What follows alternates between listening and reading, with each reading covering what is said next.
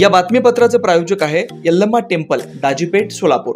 सालाबादप्रमाणे यंदाही मंदिराच्या वतीने वटपौर्णिमा कार्यक्रम व श्री यल्लम्मा देवी व जमदग्नी ऋषी कल्याणोत्सव शुक्रवार 21 जून रोजी दुपारी 12:23 अभिजित मुहूर्तावर अक्षता सोहळा होणार आहे। तसेच विविध धार्मिक कार्यक्रमही होणार आहेत। या प्रसंगी महाप्रसादाचे आयोजन करण्यात आले। वेळ 12 ते 3, स्थळ दाजीपेठ, सोलापूर। आपण जर बघितलं तर काल अकोला जिल्ह्यातल्या वाडेगाव या ठिकाणी संत श्रेष्ठ श्री गजानन महाराजांची पालखी त्या ठिकाणी आली होती।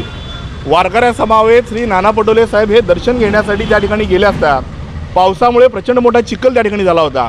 चिखलाने पाय माखलेले होते। आमच्या कार्यकर्त्यांना त्या ठिकाणी पाणी ओतत होता तर नानाभाऊ स्वतःच्या हाताने पाय धुवत होते।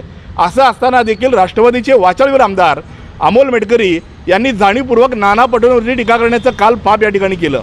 ज्या अमोल मेटकरींवरती स्वतःच्या मतदारसंघामध्ये अकोला जिल्ह्यामध्ये स्वतःच्या आमदार फंडाचे कामं देण्यासाठी टक्केवारी घेतल्याचा आरोप त्यांच्याच पार्टीच्या पदाधिकाऱ्यांकडे होतो।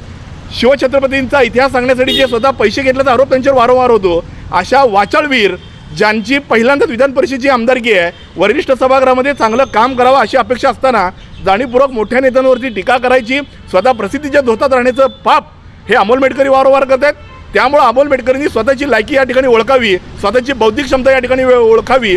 ज्या पार्टीचे 1 ते 14 खासदार करण्याचं पुण्य या ठिकाणी नानाभाऊ पटोलेंनी दाखवलंय, अशा नाना पटोले साहेबांवरती तुम्ही बोलताय, तुमची लायकी काय, तुमची राजकीय उंची काय? त्यामुळे स्वतः अमोल मेटकरी स्वतःची राजकीय लायकी, स्वतःची राजकीय उंची या ठिकाणी स्वतः तपासली पाहिजे आणि त्यानंतर नाना पटोलेवरती त्यांनी टीका केली पाहिजे। भाजपाचा म्हणजे शेंबूड मात्र स्वतःच्या नाकाला आणि रुमाल मात्र दुसऱ्याच्या नाकाला, अशी अवस्था या ठिकाणी भाजपाची झालेली आहे। ज्या पद्धतीने या राज्यामध्ये महायुतीची पिछाड झाली आहे त्याच्यावर आत्मचिंतन या ठिकाणी भाजपनं पहिल्यांदा केलं पाहिजे। हे सोडून ते आंदोलन करतात। त्यामुळे निश्चितपणे भाजपात एकात एक नाही, तुझ्या माझ्यात काय नाही, अशा पद्धतीची भाजपची अवस्था आहे। त्यामुळे निश्चितपणे भाजपाला हा नैतिक अधिकारच नाही। त्यामुळे त्यांनी ज्या पद्धतीनं नरेंद्र मोदींनी 2 कोटी रोजगार 15 लाख अकाउंटमध्ये देतो म्हणले, अशा फसवणाऱ्या नरेंद्र मोदीच्या घरासमोर पहिल्यांदा त्यांनी आंदोलन केलं पाहिजे आणि मग नाना पटोले या विषयावरती आंदोलन केलं पाहिजे।